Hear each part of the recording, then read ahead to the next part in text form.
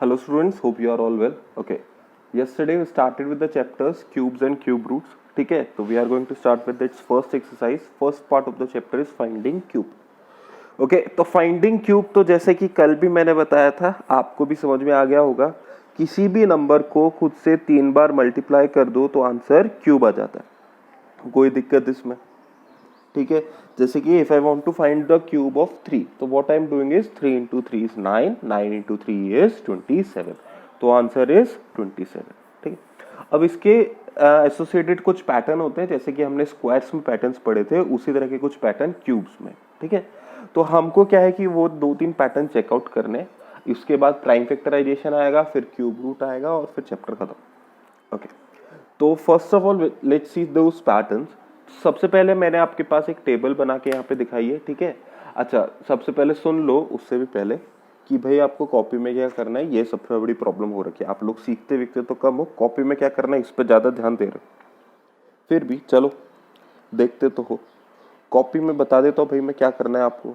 Copy में करने के लिए आपके पास जो पहला काम है वो ये है कि आज जो भी क्लास में डिस्कस कर रहा हूँ मैं, जो भी वीडियो में डिस्कस कर रहा हूँ, जो भी लिख रहा हूँ, ये एज इट इज कॉपी में जाएगा।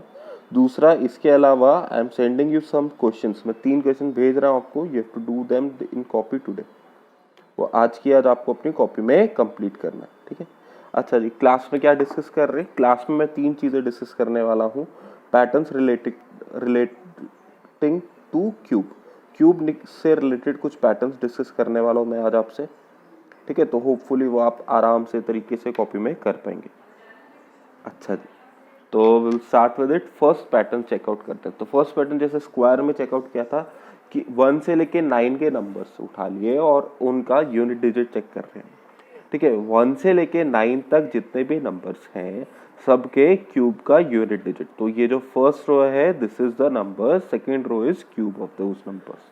तो हम ये टेबल बनाएंगे सबसे पहले। तो हमने क्या देखा, 1 का क्यूब करेंगे तो यूनिट प्लेस पे 1 आएगा, 2 का क्यूब करेंगे तो यूनिट प्लेस पे 8 आएगा, 3 का क्यूब करेंगे तो यूनिट प्लेस पे 7 आएगा, 4 का क्यूब करेंगे तो यूनिट प्लेस पे 4, 5 पे 5, 6 पे 6, 7 पे 3, 8 पे 2, 9 पे 9। ठीक है, तो आपके पास बेसिकली क्या क्या डिजिट्स आ रही है, 1 2 3 4 5 6 7 8 9, 9 नंबर हैं। ठीक है, 1 से लेके 9 तक 9 नंबर्स हैं और सभी 9 नंबर्स एक एक बार किसी ना किसी नंबर के क्यूब में आ रहे हैं। ध्यान दो, 1 का क्यूब करते हैं तो 1 आ जाता है, 9 का क्यूब करते हैं तो यूनिट प्लेस पे 9 आ जाता है। ठीक है, 6 का क्यूब करते हैं तो यूनिट प्लेस पे 6 आता है, 5 का क्यूब करने पे यूनिट प्लेस पे 5 आता है और 4 का क्यूब करने पे यूनिट प्लेस पे 4 आता है। ठीक है, अब रही बात 2 3 और 7 8 की। 2 का क्यूब करोगे तो यूनिट प्लेस पे 8 आएगा, 8 का क्यूब करोगे तो यूनिट प्लेस पे 2 आएगा। देखो, 8 का क्यूब किया तो यूनिट प्लेस पे 2, 2 का क्यूब किया तो यूनिट प्लेस पे 8, 3 का क्यूब किया तो यूनिट प्लेस पे 7 और 7 का क्यूब किया तो यूनिट प्लेस पे 3, 3 का क्यूब किया तो यूनिट प्लेस पे 7, 7 का क्यूब किया तो यूनिट प्लेस पे 3। आया क्या पैटर्न समझ में? ठीक है, तो अगर मैं कहूं कि 125 का क्यूब करो और मेरे को बताओ कि यूनिट प्लेस पे क्या आएगा, तो आप सीधे ही मेरे को आंसर कर देंगे 5। आपको सॉल्व करके बताने की जरूरत नहीं। If I am asking you 199 का क्यूब कीजिए और check out what will become on the unit place, unit place पे क्या डिजिट आएगी, तो आपको कुछ नहीं करना, सीधे आंसर लिख देना है 9।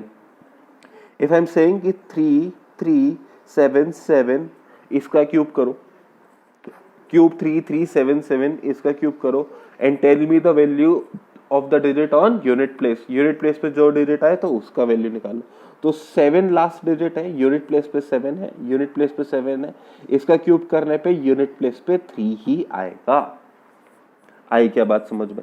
आप चाहो तो ये सारी के सारे वैल्यू क्वेश्चंस कैलकुलेटर से या खुद से करके देख लेना and you will get the same answer. Unit place के डिजिट पे ध्यान देना है हमको। आई क्या बात समझ में?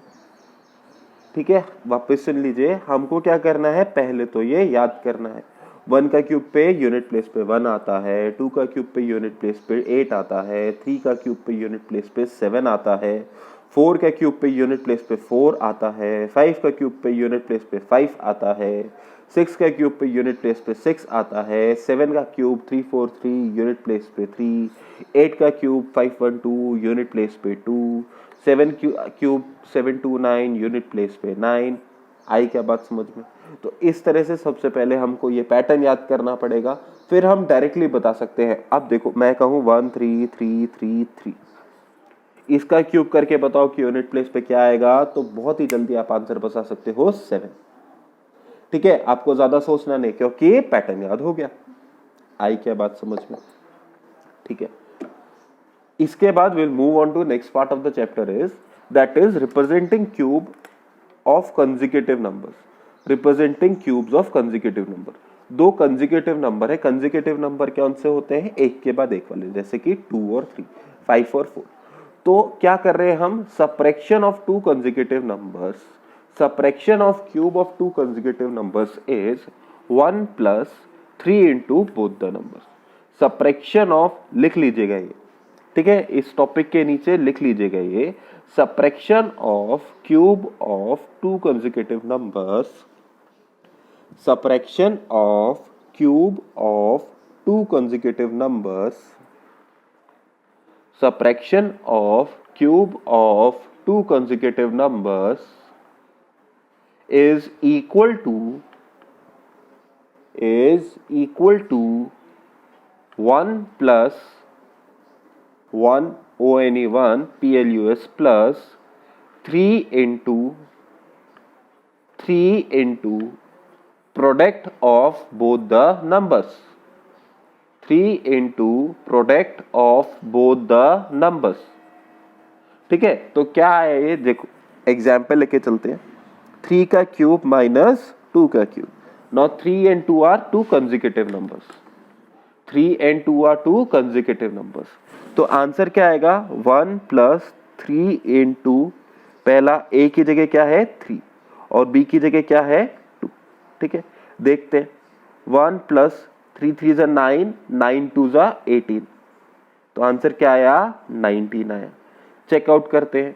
3 का क्यूब क्या होता है? 27, 2 का क्यूब क्या होता है? 8, दोनों को माइनस करो, क्या 19 आ रहा है? क्या सेम आंसर है? ओके, एक और एग्जाम्पल चेकआउट करते हैं।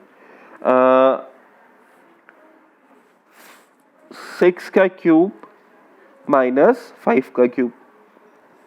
अच्छा जी, 1 + 3 into first number 6 into second number 5. So this is 1 + 3 6 are 18, 18 5 are 90. So that is 91. Answer check करते हैं। 6 का क्यूब इज 216, माइनस करेंगे 5 का क्यूब इज 125, 6 में से 5 गया 1, 21, 1 कैरी क्या है? 11 में से 2 गया 9, 91 आंसर आया क्या? ठीक है, तो इस तरह के क्वेश्चन समझ में आए? कोई दिक्कत? ओके। तीसरा देखिए, cube of sum of odd positive integer. हमने स्क्वायर में देखा था, if we add successive odd positive integers we get a square. जैसे कि 1 के लिए किया था, उसके बाद हमने 2 के लिए किया था। 2 का स्क्वायर इज 4, दैट इज 1 + 3। 3 का square is 9, that is 1 + 3 plus अगला नंबर 5। ठीक है, तो हम क्या कर रहे हैं? अगर सक्सेसिव स्क्वायर्स ऐड करते जाते हैं शुरू से लेके तब तक, तो हमारे पास किसी भी नंबर का स्क्वायर आ जाता है। जैसे कि मुझे 5 का स्क्वायर करना है, तो मैं पहले 5 ऑड नंबर लूंगा। पहले 5 ऑड नंबर क्या होते मेरे? 1 3 5 7 and 9। इन सबको ऐड करूंगा तो मेरे पास 5 का स्क्वायर दैट इज 25 आ जाएगा। ठीक है, तो ये सब हमने चेकआउट किया था, ये तो खैर इतनी बड़ी बात नहीं है।